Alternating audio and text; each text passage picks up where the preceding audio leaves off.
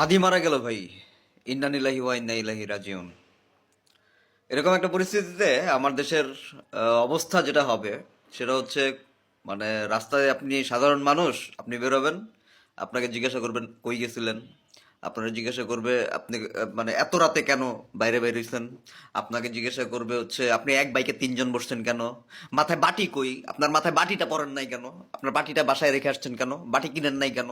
হ্যাঁ, আপনাকে বলবে হচ্ছে আপনার, হ্যাঁ, আপনার ওই কি এক রিক্সায় চারজন বসছেন কেন, আপনাকে বলবে আপনি গাড়ি চালাচ্ছেন সিট বেল্ট পরেন নাই কেন। হ্যাঁ, আপনাকে বলবে হচ্ছে মানে আপনার মানে আপনি বাইরে বেরোইছেন, আপনার গাড়ির ব্যাক সাইডে ক্রিকেট ব্যাট কেন, বল কেন। আপনাকে বলবে হচ্ছে আপনি মানে ফিজিক্যাল, এখন তো প্রজ্ঞাপন জারি হয়েছে যে ফিজিক্যাল লাইসেন্স না হলেও চলবে, আপনি ফিজিক্যাল লাইসেন্সটা নেন নাই কেন। আপনি ওই যে ই ট্যাক্স টোকেন দেখাইলেও বলবে যে ই ট্যাক্স টোকেনে চলবেন না, আপনার হার্ড কপি লাগবে, হার্ড কপি নাই কেন। হ্যাঁ, ওই আপনি ই ড্রাইভিং লাইসেন্স দেখাবেন, তারপরে বলবে যে স্ক্যান হচ্ছে না কেন। হ্যাঁ, আবার রাত 9টার পরে থাকে, 10টার পরে থাকে ওয়েবসাইট বন্ধ, তখন আপনাকে বলবে যে এই গাড়িটা যাবে ডাম্পিংয়ে। হ্যাঁ, আপনাকে এইভাবে জ্বালানোর প্রচারণা, মানে মহা উৎসব শুরু হয়ে যাবে। কিন্তু হাদিকে যারা খুন করেছে, হাদিকে যারা মেরে ফেলেছে, মানে কারা তারা?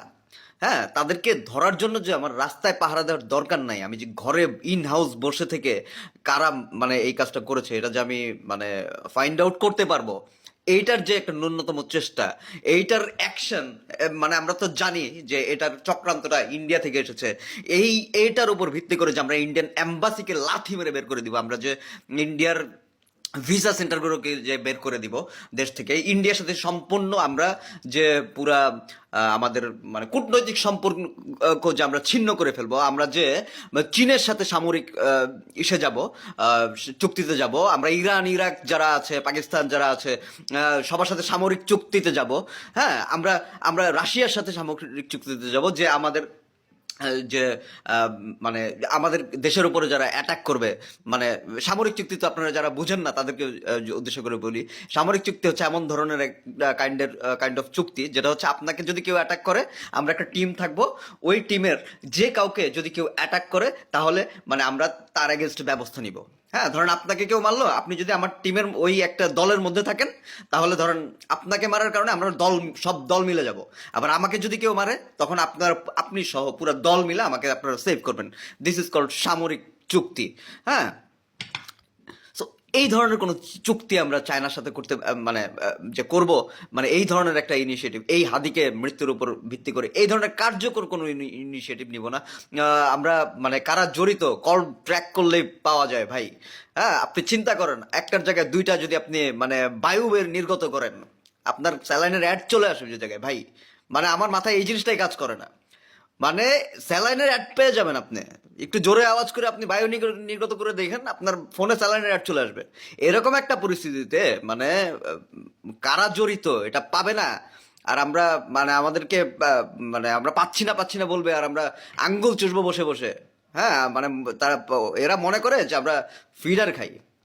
হ্যাঁ, আমরা জনগণরা ফিডার খাই এটা মনে করে যারা প্রশাসনরা চালায়। হ্যাঁ, তো এটা আমরা দেখছি যে আগে কি করছে, যত সব নাটক করছে, যত সব মানে কি বলবো বাচ্চাদের মতো কাহিনী করছে। ঘটনা ঘটে, একটা ঘটনা ঘটার টাইমে ইনস্ট্যান্ট কোনো অ্যাকশনে যেতে পারে না এরা। মানে কি বলবো, এদের বলার রুচি নাই আমার। হ্যাঁ, হাদি হত্যার বিরুদ্ধে মানে প্রতিবাদের জন্য আমরা ইন্ডিয়াকে বয়কট করব, আমরা চায়না পাকিস্তান অন্যান্য যারা আছে তাদের সাথে আমরা সামরিক চুক্তি করব, এমন মানে দেশের সাথেই যাব যারা আমাদেরকে ভাই মনে করে, যারা আমাদেরকে চাকর মনে করে না, তাদের সাথেই যাব। সেটা যদি ইন্ডিয়া হয় তাহলে ইন্ডিয়ার সাথেই যাব। ইন্ডিয়া হতে পারবে না, মোদি যে কয়দিন আছে ইন্ডিয়া হতে পারবে না। হ্যাঁ, উগ্র হিন্দুত্ববাদ যে দিন আছে, ওই গরুর ওই কি বলে ওই পায়খানা যতদিন খাবে ততদিন ওরা পারবে না। ওরা সেদিন থেকেই পারবে, আহ, যেদিন ওরা গরুর পায়খানা প্রস্রাব এগুলো খাওয়া বাদ দিবে। একদম সোজা বাংলা কথা। আমি সরি, ইন্ডিয়ান যারা ভাই আপনারা অনেকেই বাংলাদেশের মানে স্বাধীনতা সার্বভৌমত্বের পক্ষের আপনারা অনেকেই লড়াই করেছেন, আমি তাদেরকে সম্মান রেখেই বলছি, সবাই ইন্ডিয়ার সবাই আমাদের শত্রু না। শত্রু হচ্ছে ওই গুটি কয়েক যারা হচ্ছে মানে আমাদের মধ্যে বিভেদ সৃষ্টি করে। যাই হোক, হাদি প্রসঙ্গে যদি বলি, হাদি প্রসঙ্গে ভাই আমরা ঘরে ঘরে সবাই একটা করে হাদি চাই না, হাদি হেরে যায়নি, হাদি হাদি জিতে গেছে। কিন্তু আমরা চাই যে এমন একটা পরিস্থিতি যেখানে আমরা হাদির মতো আমরা হব না। আমাদের সারাউন্ডিংসে কারা কাজ করছে, আমাদের আশেপাশে কারা আছে, আমরা প্রত্যেকটা সময় সিকিউরিটি নিয়ে থাকবো। যারা দেশের পক্ষে কথা বলেন, যারা দেশের পক্ষে শক্তি যারা, হ্যাঁ, তারা আহ, তারা ভাই সিকিউরিটি নিয়ে থাকবেন। হ্যাঁ, আসলে যে মানে সরিষার মধ্যেই ভূত যে জায়গায়, এই জায়গায় সিকিউরিটি দিয়ে লাভ কি? আমার দেশের প্রশাসনই যে জায়গায় মানে পিলখানার মতো একটা জায়গায়, এত নিরাপদ জায়গায় যে যে ঘটনাটা ঘটছে, সেখানে সিকিউরিটি এটা বলতেও আমার মানে মানে লজ্জা লাগে। হ্যাঁ, তবুও যার যার অবস্থান থেকে পার্সোনাল সিকিউরিটি রাখবেন। আর ওই মব মব যারা বলবে তাদেরকে মানে ছুটাই দিবেন। হাদির টিমটাকে তো মব বলে অনেকেই, তাই না? ওই মব যারা বলবে, ওই মব বলা পার্টিদেরকে ছুড়ে দিবেন আজকে। ওই যে কি বলে, ঢাকা ভার্সিটিতে ন্যাংটা হয়ে নাচে, হ্যাঁ, ন্যাংটা হতে চায়, ওদেরকে মব বলে না। বিড়ি খায়, ওপেন মেয়েরা বিড়ি খায়, ওগুলা মব হয় না। মেয়েরা ন্যাংটা হয়ে যায়, মব হয় না। তারপরে ওই যে কি যেন মেঘ মল্লিক না কি একটা চারাল আছে, ওই চারাল যে মনে করেন যা তা অক্ষত ভাষায় ইয়ে বলতেছে, ওইগুলা মব হয় না। মব হয় আমরা যদি দেশকে মানে রক্ষা করতে চাই। আজকে ইন্ডিয়া আমাকে চাল খাওয়াইছে, কত পুরান পচা ধচা চাল খাওয়াইছে, হ্যাঁ, এতদিন। তো সেইগুলা বিরুদ্ধে কথা বলতে গেলে এগুলো মাও হয়ে যায়। হ্যাঁ, নতুন চাল আসতেছে ভাই পাকিস্তান থেকে, সেই চালগুলো দেখেন, ওদের কোটেশনটাই দিছে এমন ভাবে যে পুরো ফ্রেশ চালগুলো দিবে, নতুন সিজনের চালগুলো দিবে। তো অন্যান্য কান্ট্রির সাথে বাণিজ্য চুক্তি হলে সেগুলো কেমন হয় আপনারা ফলো করবেন সবাই। তাহলেই আপনারা ইন্ডিয়ার অন্যান্য কান্ট্রিগুলোর সাথে আপনারা দেখতে পারবেন। আর এদিকে আমরা কবে স্বাধীন হতে পারবো? আমরা সেই দিনই স্বাধীন হতে পারবো যেদিন আমাদের আমাদের কি বলবো, আমাদের ফোন কলের মানে ফোন কল থেকে শুরু করে আমাদের ফোন কলে আমরা হবো না। আমরা আমাদের ট্যাক্স, ভ্যাট ট্যাক্স, আমাদের মানে যারা গরিব শ্রেণীর আছে, আমাদের এত ভ্যাট ট্যাক্স লাগবে না, ড্রাইভিং লাইসেন্সে এত টাকা লাগবে না, বিদেশ যেতে এত টাকা লাগবে না, টিকিটে টাকা লাগবে না, আমাদের গ্যাসে, কারেন্টে, মানে আমাদের প্রত্যেকটা জিনিসে মানে ফ্রি যেদিন আমরা হতে পারবো। আমাদের জায়গা জমির নাম ট্রান্সফারের কোনো হ্যাসেল থাকবে না। একটা কার্ডে যখন আমরা আমাদের পুরো ডাটা সিনক্রোনাইজ করে রাখতে পারবো, হ্যাঁ, সেদিনই আমরা স্বাধীন হব। প্রত্যেকটা জিনিসের দাম নাগালের বাইরে চলে যাচ্ছে আবারও। হ্যাঁ, মানে এই সব সিন্ডিকেটকে যে কদিন আমরা ভাঙতে না পারবো, ততদিন আমরা হব না। আর সবচাইতে বড় খাতারনাক হচ্ছে সরকারি চাকরিজীবী। সবচাইতে বড় কথা, সরকারি চাকরিজীবীর কোনো ধরনের কোনো প্রমাণিত সত্য পাওয়া মাত্রই যেদিন না আমরা ওদেরকে লাথি মেরে একদম মানে সাথে সাথে ওদেরকে ফায়ার করতে না পারবো। বেসরকারি চাকরিতে একটা উল্টাপাল্টা করে ধরা পড়লে কি হয়, সাথে সাথে ফায়ার হয়ে যান। সরকারিদেরকে যতদিন না পর্যন্ত ফায়ার করতে পারবো, ততদিন পর্যন্ত আমরা করতে পারবো না। আর এদিকে সবচাইতে বড় অ্যাকশনে যেতে হবে নির্বাচন কমিশনের। নির্বাচন কমিশনের প্রত্যেকটাকে, যারা যারা বিশেষ করে ক্যামেরা লাগাতে যারা দিবে না, অনেকে এই জায়গায় একটা হাদি বলেছিল মনে হয় ক্যামেরা লাগানোর কথা, না কে একজন বলেছিল ক্যামেরা লাগানোর কথা উল্লেখ করেছিল, তাকে রিজেক্ট করে দেওয়া হয়েছে। ক্যামেরা যদি নির্বাচন কমিশন লাগাতে না দেওয়া হয়, তাহলে নির্বাচনকে পুরো বয়কট করব আমরা। প্রত্যেকটা ওইসব কর্মকর্তা একদম মানে একদম হাদি বানাই দিব, হাদির কাছেই পাঠিয়ে দিব। হ্যাঁ, হাদির কাছেই পাঠিয়ে দিব, এগুলো ছাড় দিলে চলবে না। ঠিক আছে, ক্যামেরা যারা লাগাইতে দিবে না, যারা প্রত্যেক পাবলিককে যারা লাইভ করতে দিবে না, পাবলিক প্লেসে যারা লাইভ করতে দিবে না, তাদেরকেই একদম, সে যেই হোক, সে যদি পুরা মানে বাংলাদেশের সবচেয়ে সবচেয়ে বড় ক্ষমতাধর হয়, ওকে পর্যন্ত ভাই ভাই একদম দুনিয়া থেকে অপারেশন করে দিব। পাবলিক প্লেসে তুই বেরোছিস মানে তোরে আমি ভিডিও করব। হ্যাঁ, পাবলিক প্লেসে যে বেরোবি তার ভিডিও নিতে বাধ্য থাকবি, তুই ভিডিও দিতে, আদারওয়াইজ তুই ঘরে বসে থাকবি। ঠিক আছে, তুই চোর, কোনো ভালো মানুষ কোনোদিন ভিডিও করতে নিষেধ করবে না। তো নির্বাচন অবশ্যই ভিডিও হবে, প্রত্যেকের বাসায় সিসিটিভি ক্যামেরা ফুটেজ লাগানো থেকে শুরু করে যা যা করলে এই ধরনের সন্ত্রাস হয়, কাউকে ছাড় দেওয়া যাবে না। পাশাপাশি ক্যামেরা লাগানোতে একই রকম জোর দিতে হবে বাংলাদেশের সবচাইতে পচে যাওয়া একটা ডিপার্টমেন্ট, যেটা হচ্ছে বাংলাদেশ কাস্টমস। বিদেশিরা বেটা কামলা দিয়ে মানে খায়, কয় টাকা বেতন পায়, কত লাখ লাখ টাকা সিন্ডিকেট করে যায় বেচারারা। সিন্ডিকেট গুলারে ধরতে হবে, পাশাপাশি যারা এই লাগেজ পার্টি, লাগেজের যে মানে কাজগুলা করে, ওদের প্রত্যেকের বুকে বুকে একদম হৃৎপিণ্ডের মধ্যে লাগাই দিবেন মানে এই ননসেন্স গুলাকে। এদেরকে ক্যামেরা লাগাই দিবেন প্রত্যেককে, যে ওরা কাজ করলে ওরা কি কাজ করতেছে প্রতিদিন, প্রত্যেকের কাজগুলা পুরো ভয়েস রেকর্ডিং সহ যেন মানে পুরো হেড অফিসে জমা হয়। পুরো হেড অফিস বলতে কি, হেড অফিস বলতে ওই এক ঠাকুর বসায় রাখবে হেড অফিসে, সেই ঠাকুরওয়ালা হেড অফিস না। হেড অফিস মানে জনতার হেড অফিস।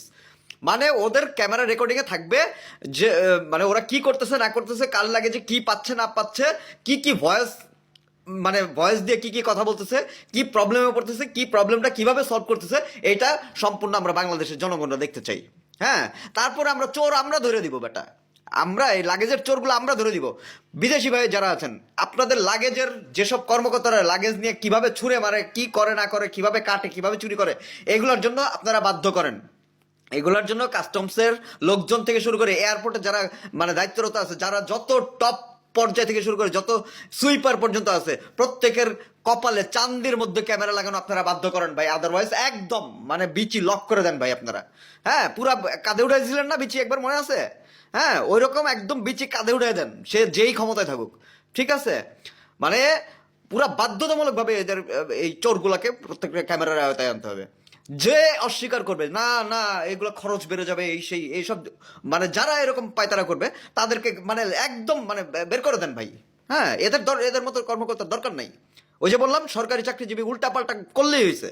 দেশের মানে জনগণের বিপক্ষে যে কোনো উল্টাপাল্টা করা মাত্রই তারা একদম মানে তার 14 গোষ্ঠী আর কোনোদিন চাকরি পাবে না, কোনোদিন সরকারি চাকরি করতে পারবে না, এই ব্যবস্থা করে দেন। আদারওয়াইজ প্রবাসী ভাইরা আজকে থেকে মামা বন্ধ করে দেন ভাই, প্লিজ। না খেয়ে থাকতে চাই আবারও। ঠিক আছে, বন্ধ করে দেন যতদিন না পর্যন্ত আপনাদের এই কাস্টমসের এই লাগেজের চুরিদারি সমাধান না হবে। এদেরকে প্রত্যেকের ডাটা জনগণের হাতে থাকবে। কাস্টমসে যারা আছে প্রত্যেকের ডাটা জনগণের হাতে থাকবে। তারপর প্রত্যেকে দেখতে পারবে যে কি কাজ করতেছে। আপনারা যারা প্রবাসী আছেন, আপনাদের লাগেজের কি হচ্ছে না হচ্ছে আপনারা দেখবেন। আর এদিকে চিটাগাংয়ের পোর্টে যারা আছে, পোর্ট তো দিয়ে দিচ্ছে, আশা করি তখন থেকে ভালো হবে। হ্যাঁ, না দিয়ে উপায় আছে, বাংলাদেশের প্রত্যেকটা জিনিসকে দিয়ে দেওয়া উচিত। যারা ভালো ভালো অন্য দেশের যারা ভালো ভালো কাজ করে প্রত্যেককে দিয়ে দেওয়া উচিত বলে মনে করি। পোর্টের কোটি কোটি টাকা, কোটি কোটি টাকা হইলেও একটা কথা ছিল, ডলারের জিনিসপত্রগুলোর বাপের সম্পত্তি মনে করে একটা যেমনে ফেলায় রাখে, কোনো অব্যবস্থাপনা। কোটি কোটি টাকার, আমার নিজের কোটি কোটি টাকার মানে ইয়া পচায় ফেলছে একবার। হ্যাঁ, মানে কি বলবো, মানে আমার একটা জিনিস ছাড়াইতে লেট হয়েছে, তুই হেফাজতে রাখবি না বেটা, তোর কাছে রাখছিস। বৃষ্টিতে ফেলে আমার মানে কত ডলারের মানে কিছু আইটেম ছিল, ইম্পোর্টেড আইটেম, সব একদম পচে গেছে ভাই, আমার নতুন করে ইম্পোর্ট করতে হয়েছে। ঠিক আছে, এই ফালতুগুলোকে মানে পুরা মানে ঘাট ধরে বের করে দেন ভাই। ওদের 14 গোষ্ঠী যেন, ওদের বংশধর যেন আর কোনোদিন কামলা দিয়ে খেতে হয় সবসময়, সেই ব্যবস্থা করে দেন। আদারওয়াইজ ঠিক হবে না। এই একটা রুলে না আসলে কোনোদিনই ঠিক করতে পারবেন না। লিখে রাখেন, এটাও লিখে রাখেন। হ্যাঁ, যতদিন না পর্যন্ত যে উল্টাপাল্টা করছে তাকে বের করে দিতে, আপনি এখান থেকে পাঠাবেন ঢাকায়, একটা উল্টাপাল্টা করছে পাঠাবেন বান্দরবন, ও তো বান্দরবন তাকে খায় ফেলবে, তাই না? বান্দরবন থেকে যদি আরেকজনকে ঢাকায় আনেন, ও তো ঢাকা খেয়ে ফেলবে। ঠিক না? এর কোন দেশের যে ট্রান্সফার করে দেন, সাসপেন্ড করে দেন, আবার 2 দিন পরে আবার আসে। এইগুলো থেকে বের হইতে হবে। প্রবাসী ভাই, আপনাদের ছাড়া হবে না ভাই।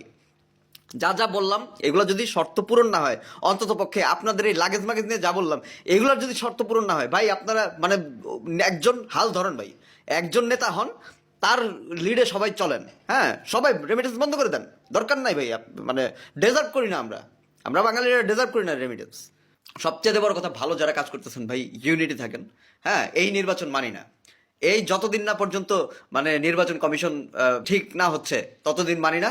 তার আগে ইন্ডিয়া ক্লিয়ার করতে হবে। ইন্ডিয়ার যত মিল ফ্যাক্টরি চলতেছে, যত যা কিছু আছে, যত ভিসা সেন্টার যা কিছু আছে, ইন্ডিয়ার সাথে পুরো স্টুডেন্ট যত আছে সবগুলোকে বের করে দিয়ে মানে পুরো ইন্ডিয়াকেই ঘাট ধরে বের করে দিতে হবে।